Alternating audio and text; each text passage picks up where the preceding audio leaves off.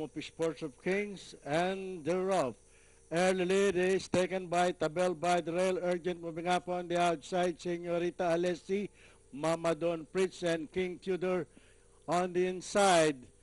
The mid-back stretch. The lead is taken over now by Urgent by a length and a half, followed by Tabel. Senorita Alessi on the outside. King Tudor moving up in between horses, and Mama Don Fritz nearing the far turn. It is still Urgent in the lead, followed by King Tudor by the rail.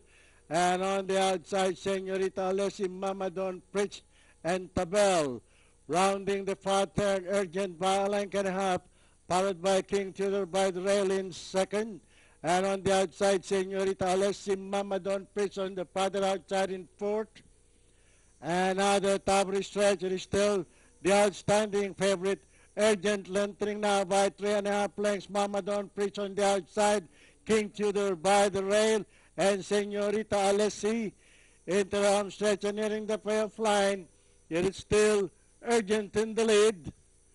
And finally, at the playoff line, it's a cinch for Urgent, Mama Don Fritz, Senorita Alessi, King Tudor, and Tabel. Parang nagbilang no? Oo, Pababa.